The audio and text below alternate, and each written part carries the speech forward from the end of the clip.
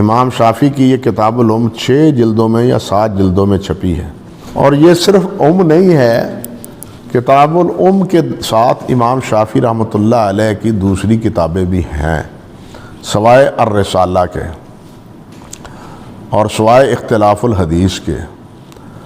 یہ علیحدہ چھپی ہیں۔ کتاب الام میں چھوٹے چھوٹے رسائل ہیں جو نہایت مفید ہیں، اختلاف ابن ابی لیلہ و ابی یوسف، پھر اختلاف عبداللہ و علی، یعنی ان دونوں کے مابین اقوال فتاووں کا کیا اختلاف ہے، حتیٰ کہ علماء احناف نے کتاب چھاپی ہے اختلاف ابی یوسف ما اوزاعی۔ ہمارے بزرگ مولانا عطا اللہ صاحب رحمۃ اللہ علیہ وہ فرمایا کرتے تھے کہ یہ کتاب مفقود ہے، دراصل یہ ہمارے حنفیوں نے امام اور شافعی کی کتاب الام سے جو اختلاف ابی یوسف والاوزاعی ہے نا، اس سے یہ متن ماخوذ کر کے علیحدہ کتاب چھاپی۔ مولانا عطا اللہ صاحب کا یہ تاثر تھا، ہاں جی۔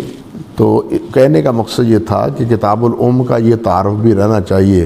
کہ آپ یہی نہ سمجھیں کہ کتاب الام صرف ایک ہی کتاب ہے، اس میں امام شافعی رحمۃ اللہ علیہ کی مختلف رسائل چھوٹے چھوٹے جو ہے نا وہ بھی آ گئے ہیں اور بہت مفید ہیں۔ کم سے کم آپ کی نگاہ میں کتاب الام کی فہرست جو ہے نا وہ آ جانی چاہیے۔ یہ پھر اس اختلافی مسئلہ ہے کہ کتاب الام ان کی آخری کتاب ہے یا کتاب الام ان کی ابتدا کی کتاب ہے، اوائل کی کتاب ہے۔ پھر اس میں پھر ترجیح ہے کہ اوائل کی کتاب جو ہے اس میں مسائل، اور جب مصر تشریف لے گئے تھے اس وقت کے مسائل میں بعض اختلاف ہے، تو ایسی صورت میں ترجیح کا حکم کیا ہوگا۔ یہ سب مباحث جو ہے نا امام شافعی رحمۃ اللہ علیہ کے حوالے سے ہیں، ان کے سوانح نگاروں نے ذکر کیے ہیں۔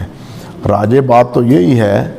کہ جو مصری قول تھا ان کا ہے اقوال، وہ ان کے آخری قول ہیں اور وہی راجح ہیں، لیکن امام شافعی رحمۃ اللہ علیہ کا یہ قول بھی ہے کہ میری مسند کا اگر کوئی امین ہے تو وہ امام یوسف بن یحییٰ بویتی رحمۃ اللہ علیہ ہیں۔ حالانکہ امام شافعی کی کتابوں کے اکثر راوی ربی ہیں، اکثر راوی ربی ہیں، آپ دیکھیں گے ان کی کتابیں تو ربی ان سے روایتیں کرتے ہیں، لیکن امام یوسف بن یحییٰ ان کی بھی امام شافعی رحمۃ اللہ علیہ نے بہت بہت بہت تعریف کی، بہت صالح اور نیک تھے، بہت صالح اور نیک۔